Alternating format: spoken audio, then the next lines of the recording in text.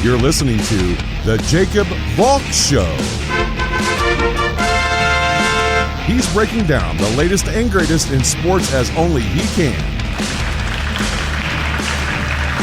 Follow him on Twitter at RealJacobValk. Here he is, Jacob Valk. Hello,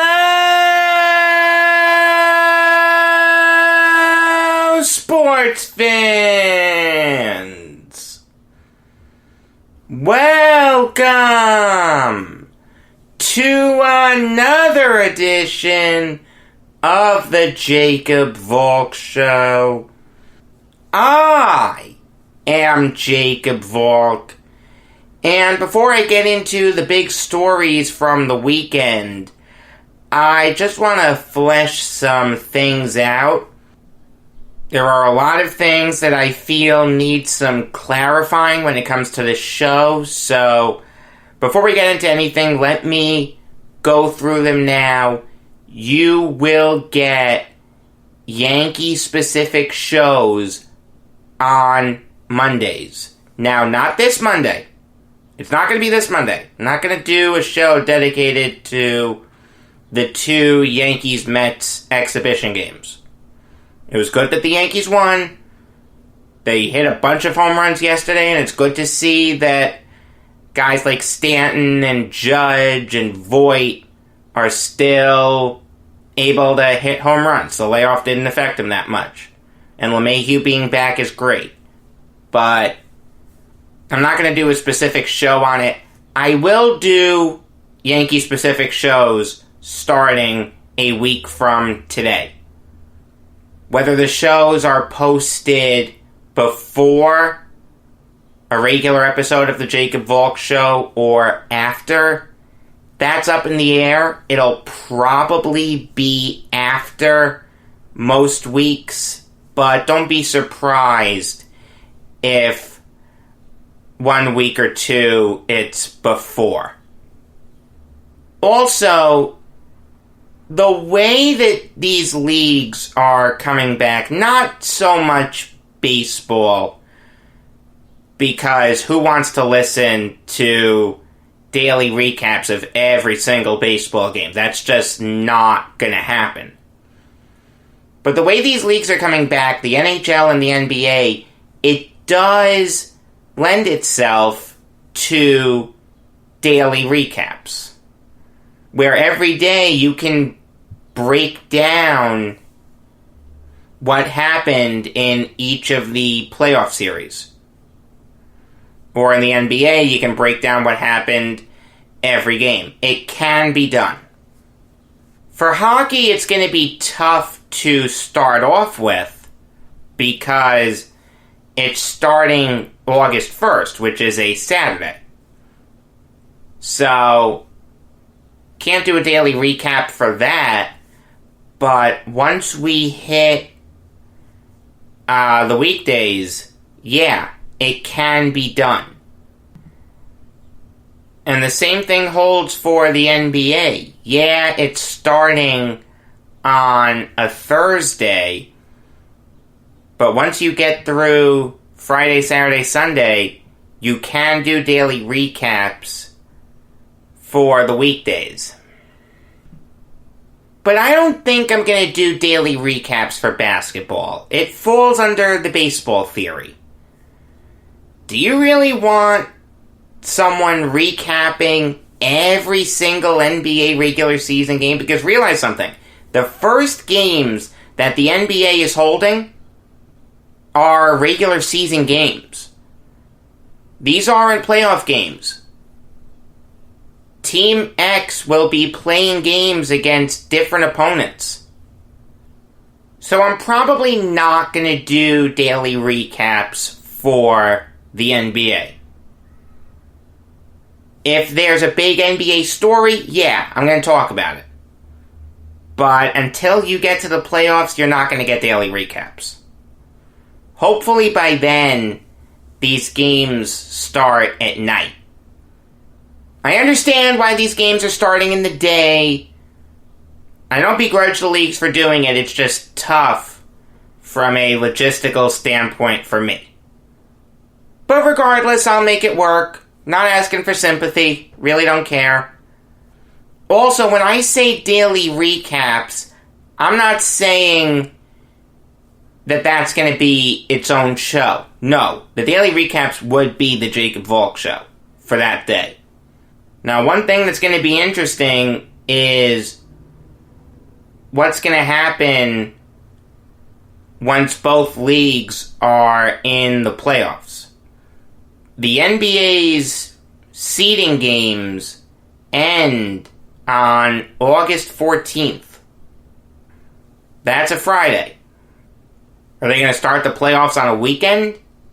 Are they going to start it on a Monday? I don't know. And when are those games going to be played? Are you going to have day playoff games? Theoretically, you could. Or are you going to have 2 games on at 7 and 2 games on at 10? So, I really have no idea what the future holds specifically. The only thing I can tell you is that one way or another, I'm going to figure out a way to give you great content, and I'm not going to give you something that's old news. When it comes to these leagues' restarts, the NHL and the NBA, I promise you, nothing I do is going to be passé. One way or another, I'm going to figure it out. Make sure to follow me on Twitter, @RealJacobValk. That's the best way to get news about this show. One thing I can say is that on Wednesday, I'm going to be doing an interview with Derek Barnes. He's the author of Who Got Game Baseball, Amazing But True Stories. That's going to be a lot of fun. I read the book. Really good. So, I'm really looking forward to that. Okay. On to today's show. I was going to start off with a bunch of NFL players going on a coordinated effort through social media to compel the NFL to iron out the length of the preseason, opt-out rules, economics, and stuff like that. But there's no story there. It worked.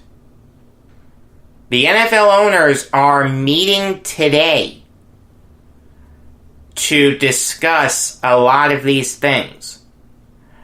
If details come out about what they decide, I'll talk about it. But as of right now, there's no story.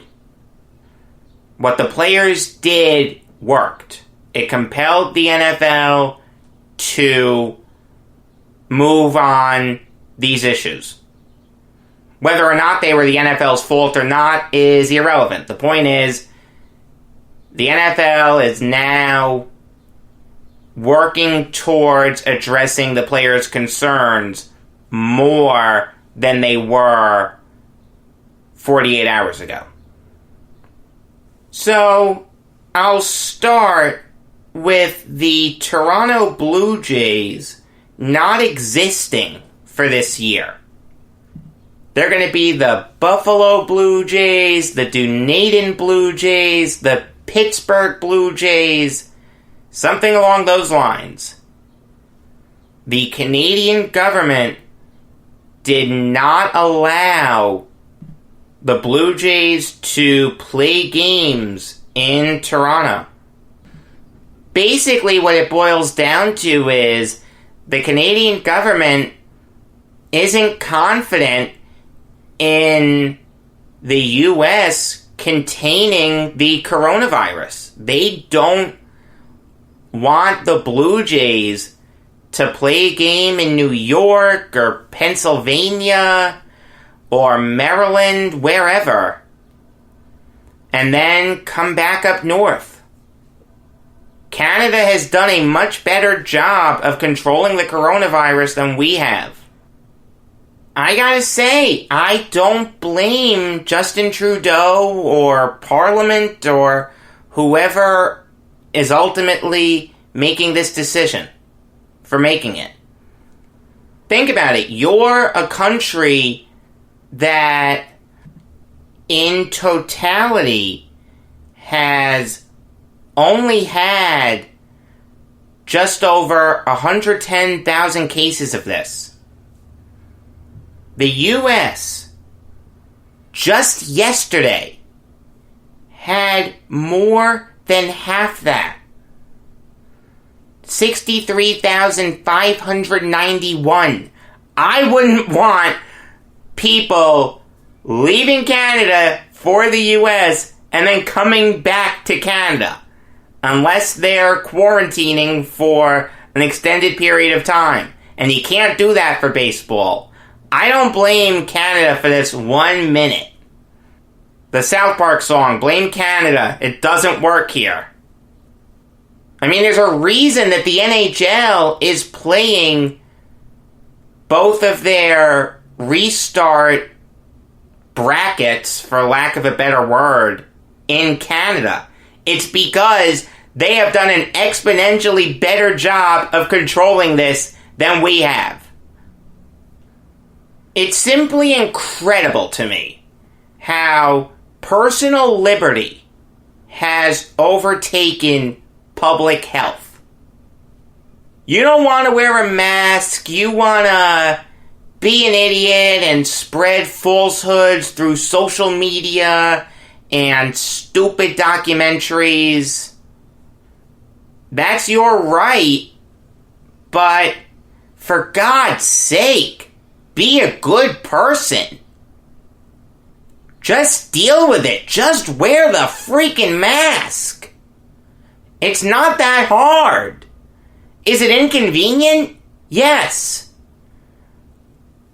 But it's not going to kill you. You know what could kill you? The coronavirus. If Clint Frazier can hit a home run on Saturday against the Mets while wearing a mask, you can go grocery shopping in a mask. I'm a big John Oliver fan. I like Last Week Tonight with John Oliver a lot, and he did a whole segment on conspiracies related to the coronavirus. It's worth watching. I'm sure it's on YouTube by now. We've allowed that here. We have allowed the right to free speech to trump public health. At the end of the day, health comes first. The health of everyone comes before your right to say stupid stuff.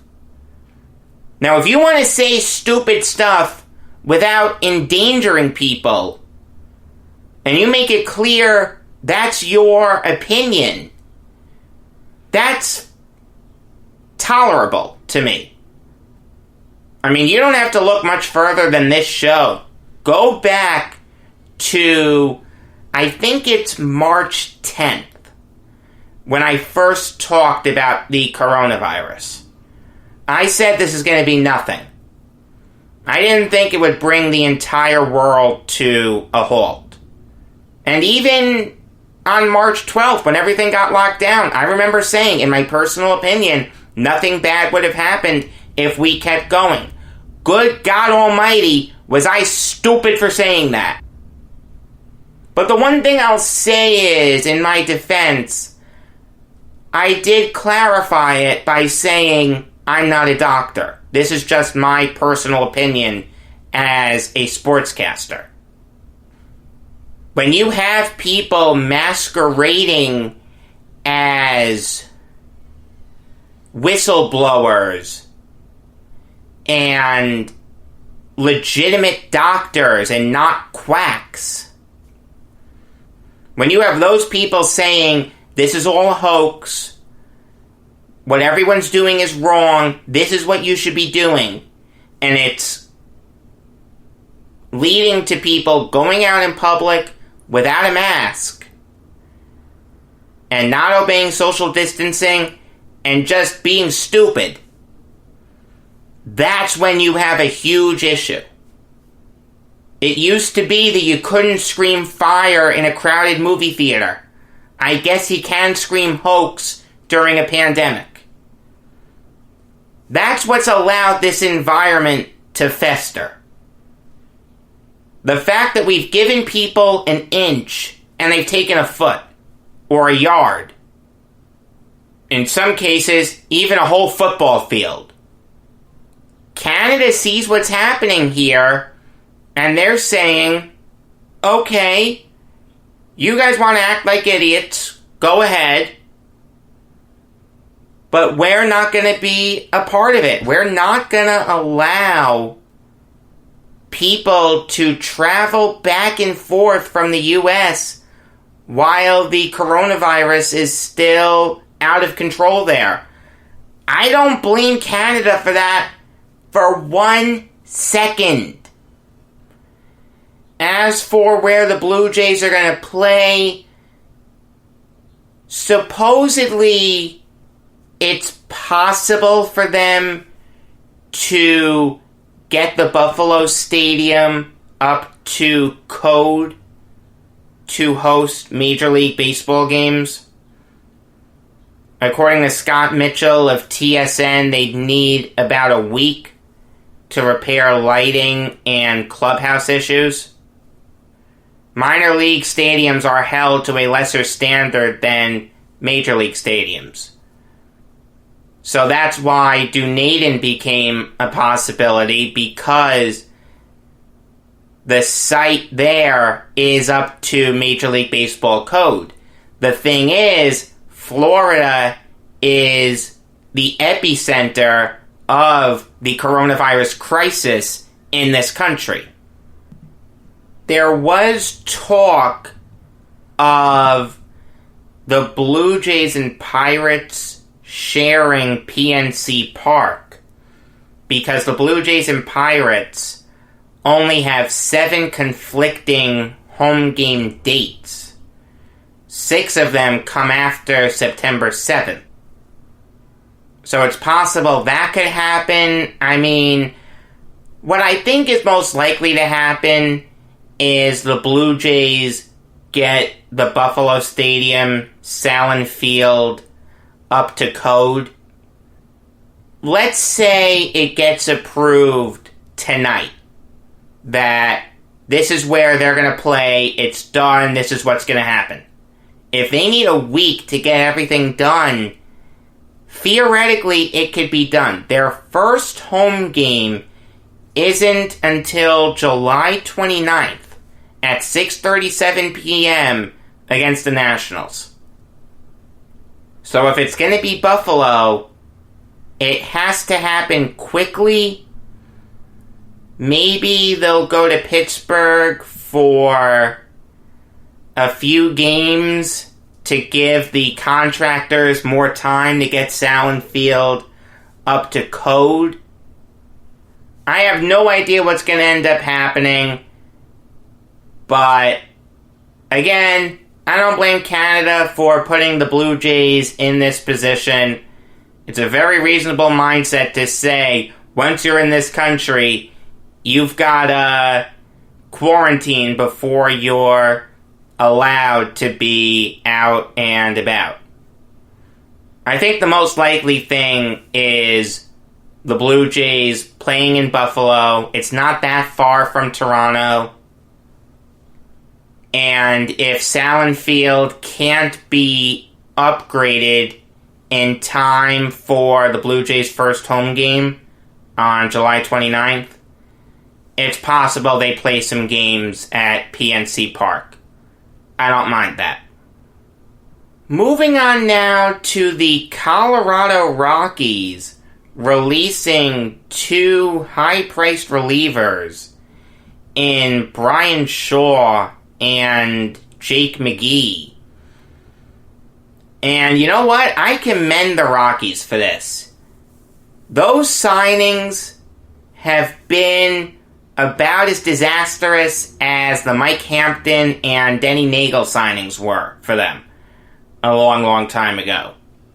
I mean, I remember in the lead up to the 2018 season, the Rockies made a concerted effort to improve their bullpen.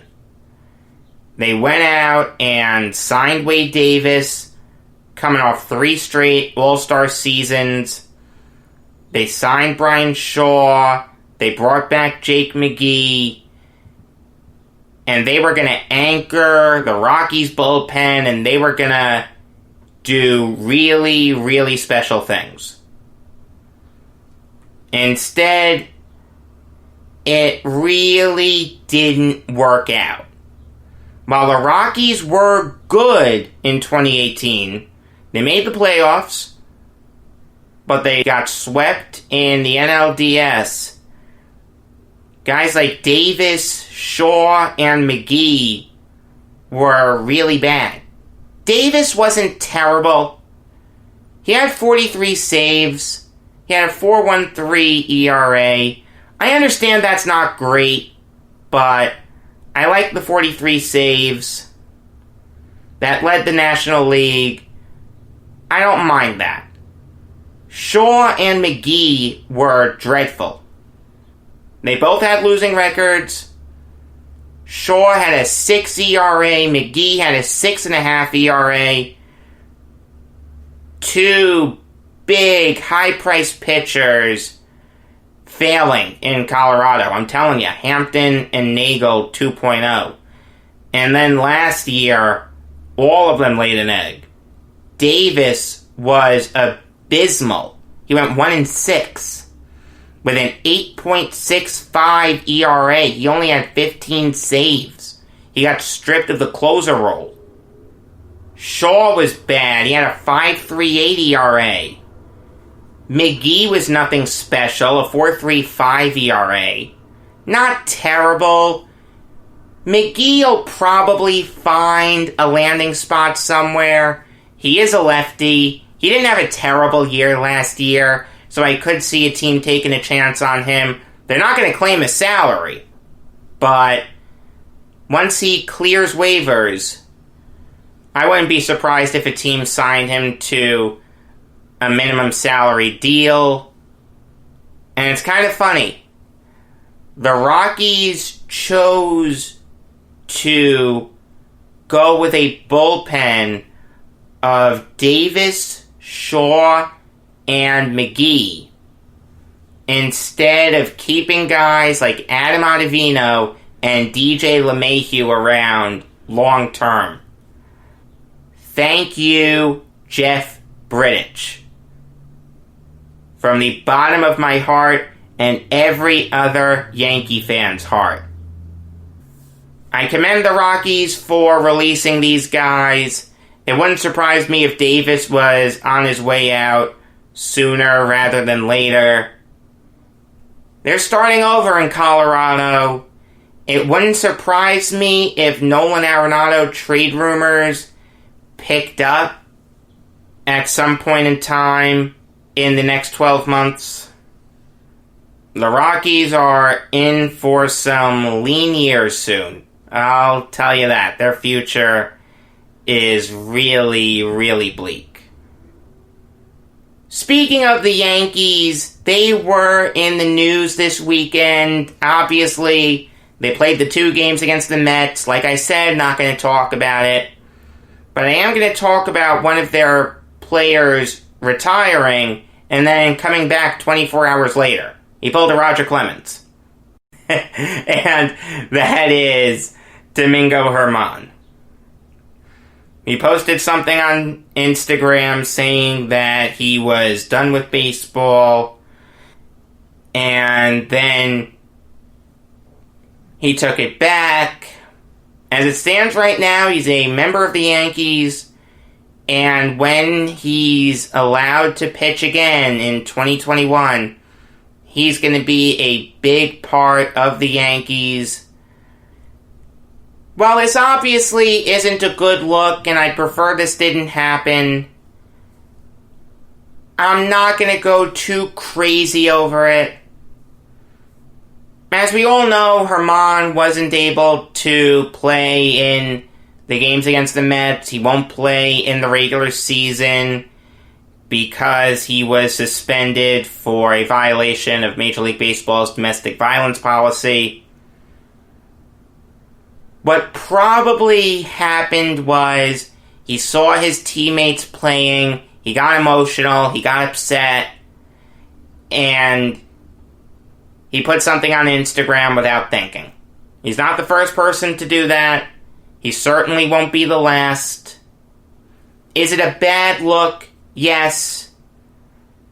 But I'm not going to go too crazy over it. He made a mistake. It's not the end of the world. Once he serves his very just suspension, I look forward to him being a Yankee in 2021. Realize this guy went 18-4 last year. He should have been an all-star over Tanaka. He led the majors in win percentage last year. 818. He went 18-4. A rotation of Cole, Severino, Herman, Montgomery, and blank, whether they bring back Paxton or Tanaka, or they give it to one of their young guns, like a Clark Schmidt or a Davy Garcia. That sounds pretty good to me. I'm glad that Herman isn't retiring. He made a mistake. Let's all move on from it. Moving on now to a story that broke on Friday, and I just missed it. I don't know how I missed it, but I did. I'm sorry. I'll talk about it now. And that is the Cardinals bringing in Kelvin Beachum. Obviously, he spent the last 3 seasons with the Jets. I saw every game he played, and I liked him. I thought he was good for the Jets. He never had a Pro Football Focus grade worse than 67.1. He missed very few games in his 3 years here. I really wasn't opposed to the Jets bringing him back.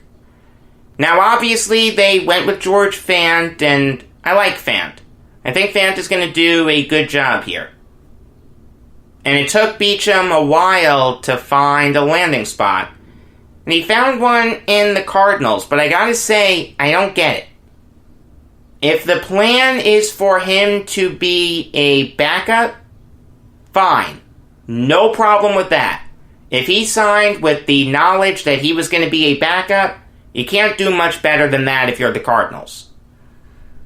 But if he signed thinking that he's going to get a chance to compete with DJ Humphries for the left tackle spot, that's not going to work. DJ Humphries is a good, young offensive lineman.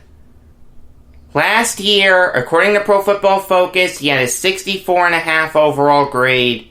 That's the worst grade he's ever had. Again, he's young. He's 26 years old. If this is the worst that Humphries gets at 64.5, I don't mind that. I'll take that. I want Humphries to start for the Cardinals. I don't mind Beachum coming in as a backup, but if he starts over Humphries on week 1, that's a bad move. I don't like that. Alright, it's time to start the second round of Decades of Dumbass Decisions.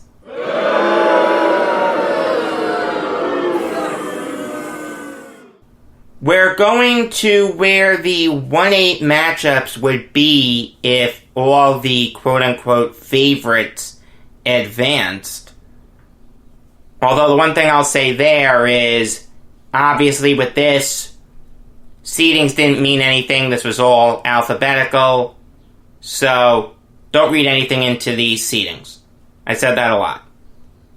With the Yankees, we have the 1960 World Series going up against Javier Vasquez.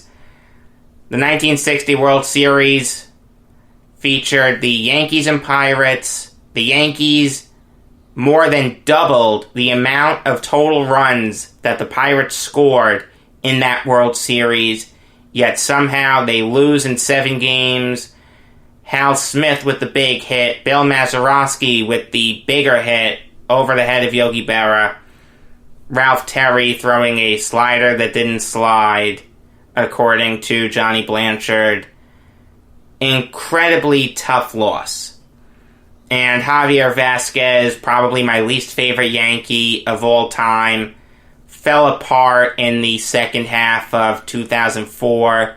The Yankees gave up a pretty decent package to get him, headlined by Juan Rivera. I understand that Rivera didn't turn into anything great, but he was a solid player in this league. The Yankees trade Vasquez for Randy Johnson. We think that's the end of him. And then he comes back in the Melky Cabrera trade. Vasquez is even worse in 2010 than he was in 2004. The low light there being the home run that he gave up to Russell Branyan that went over my head.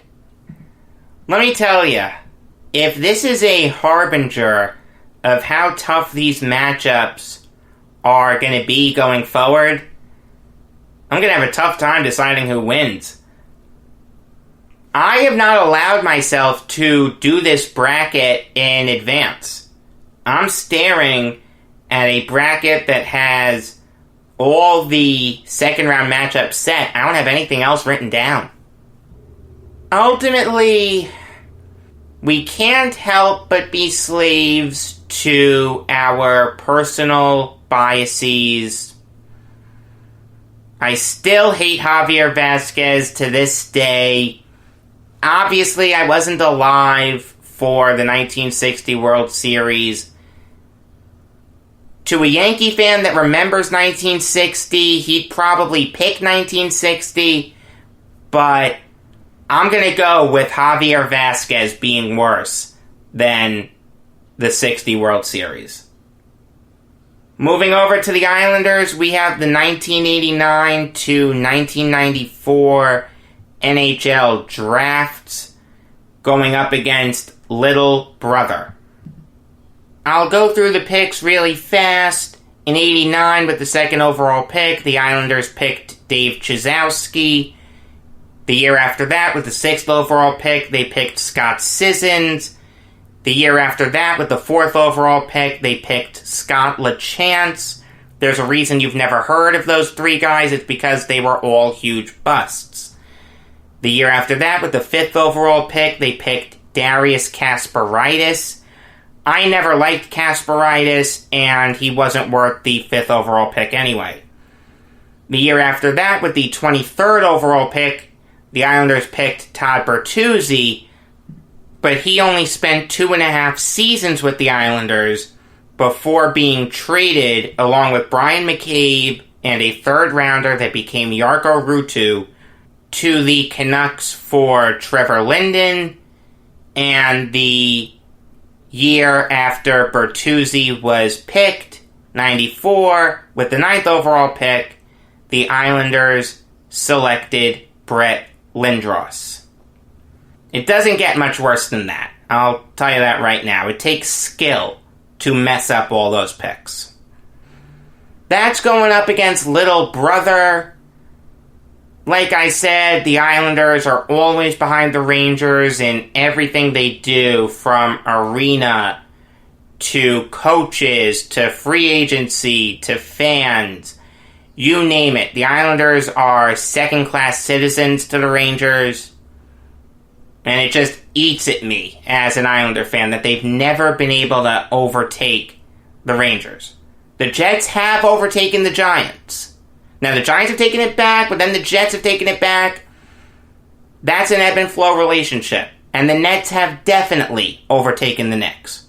Alright, that's lock, stock, and barrel. Forget about it. The Knicks aren't going to be able to take New York back for a long time. But ultimately, You can make the argument that being the little brother to the Rangers is almost an endearing quality as an Islander fan. You know, you root for this young, upstart team that played in a dump, but we were proud to go there. I mean, I'll tell you, I had season tickets there, and I liked it. Granted, I live close by, but it was our dump. Because Little Brother is a little more abstract than the 89 to 94 drafts, coupled with everything I just said, I'm going to say that the 89 to 94 drafts are worse. Moving over to the Jets, we have the last game of the 2015 season going up against Bill Belichick resigning. All the Jets have to do is beat the Bills, and they make the playoffs. Instead, Rex Ryan is extra motivated to beat his old team. Ryan Fitzpatrick has one of his worst games ever. Chan Gailey puts together a terrible game plan. I mean, one thing I didn't mention was that Stephen Ridley was a big part of that game plan, despite being an afterthought all season. What happened was Chris Ivory and Bilal Powell were the 1-2 punch for the Jets that year. Ivory was the 1, Powell was the 2. Powell got hurt, couldn't play in the final game. So instead of altering the game plan, Gailey puts Stephen Ridley in, despite only carrying the ball. You ready for this? This is unbelievable. 27 times up to that point for the Jets. He only had 27 carries the whole year, and this guy was going to have a meaningful role in the most important game the Jets had played since Rex Ryan was in his third year, 2011. Ridley predictably fails. He had 9 carries for only 29 yards. Ivory was good. He had 6 carries for 81 yards. Yeah, that's right. Ridley had more carries than Ivory in that game. Horrible game. I remember wanting to throw a chair through my TV. That's going up against Bill Belichick resigning. As we all know, he resigned on a napkin. It cost the Jets maybe 6 Super Bowls. I mean, if Belichick stays with the Jets, Brady probably becomes a Jet, and the Jets become the Patriots. Ultimately, the last game of the 2015 season, January 3rd, 2016, is just one game. You should be able to recover from one bad game. Now, the Jets haven't been able to, but that was just one moment in time. The possibility of becoming the Patriots and Bill Belichick resigning is worse. Just think about it. The Jets are the kings of football. Now, they're the court jesters. Moving on now to the Nets, we have trading Richard Jefferson versus trading Julius Erving. Richard Jefferson was given away by the Nets for Yi Jianlian and Bobby Simmons. I mean, those guys were dreadful for the Nets. Jianlian was a huge bust. Bobby Simmons did nothing. And seeing a franchise stalwart in Jefferson leave was incredibly painful. That's going up against the Julius Erving trade. The Nets sell Julius Erving to the Sixers for, in essence, $6 million. They had to pay a territorial fee to the Knicks. Roy Bowe didn't have the money, so He sold Irving, and the rest is history. The Nets floundered while Julius Irving became one of the best players in NBA history. Julius Irving is worse. The reason being, after Richard Jefferson was traded, he really only had one great season. And it was with the Bucks. Right after he was traded, he put up 19.5 points a game, 4.5 rebounds a game, 2.5 assists a game. He shot the ball efficiently, 44% from the field, and 40% from beyond the arc. But after that, he just became a bench player. Not a bad bench player, but a bench player. Julius Irving, after he left the Nets, had multiple fantastic seasons, ultimately becoming probably the best player on the 1982 Sixers that went on to win the NBA title. One thing that I forgot to mention, and I'll do it now before I let you go for today, I will do Islanders and Nets off-season previews at some point. Make sure to keep listening to this show to find out when I'm going to do it. Obviously, I can't give you a concrete answer because I don't know when their seasons are going to end. Follow me on Twitter at RealJacobValk. I may post it there also.